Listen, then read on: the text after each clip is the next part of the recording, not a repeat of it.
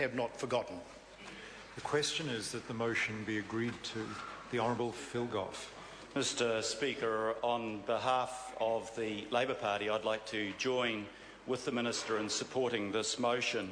It was a real privilege to be at the National War Memorial in Buckle Street this morning to commemorate the 70th anniversary and to celebrate in particular the veterans from both New Zealand and from the United States who were there.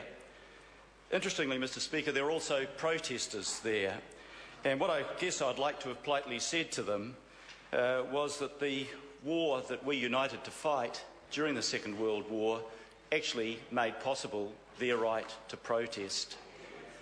Mr Speaker, we should be grateful for the Kiwis and for the Americans who gave their lives in defence of our country in that war against Nazi Germany, against the fascist Italian government, against the Imperial Japanese forces, because that was a war that was to protect our democracy and our freedoms.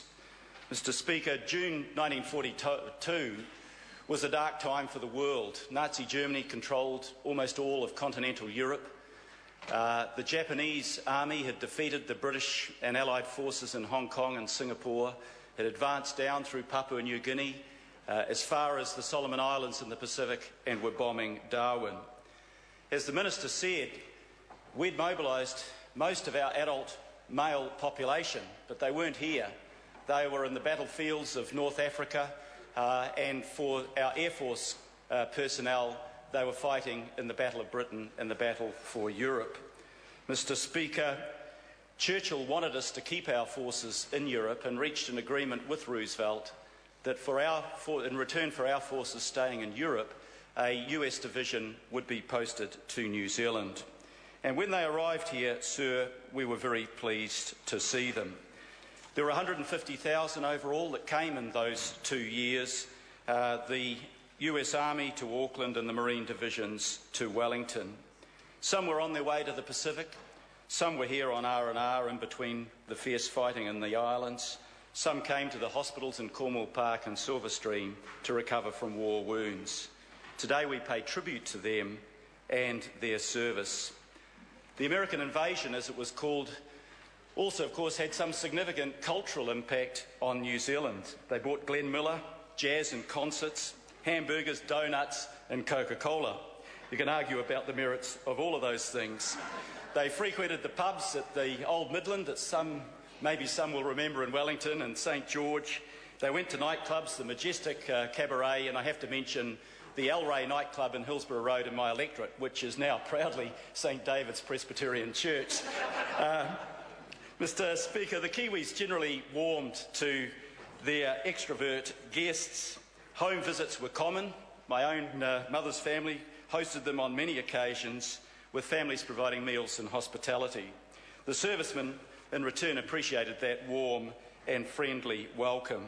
But there were two sides to that story. I have to be honest about that. One I was told by my mother and the other by my father. My mother said they were hugely impressive. Their smart uniforms, their generosity and their manners put the Kiwi males to shame. My dad used an oft-quoted comment, only three things wrong with the Yanks. They overpaid, oversexed and over here. I don't know how he felt subsequently about having an American son-in-law and 4 grandchildren in the American Army. Mr Speaker, 1,500 women went on to become war brides and returned to the United States at the end of the war. Mr Speaker, in fact, their presence here helped develop and sustain a close and friendly relationship between our two countries. There was real sadness when the news came back of those who had died in battle. The last Marine division that left Wellington went to fight in the Battle of Tarawa in what we now call Kiribati. In that battle, more than 900 of those who left New Zealand shores were killed. 2,000 were wounded. That's on a scale similar to Gallipoli. The columns of casualty lists were published in the Wellington newspapers.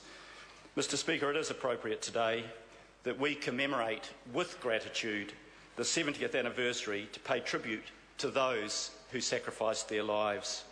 Their presence in New Zealand and their sacrifice are part of the rich tapestry of the relationship between our two countries, and their legacy was to strengthen a friendship which is enduring. Gareth Hughes. Kia ora, Mr. Speaker. I rise to speak on behalf of the Green Party.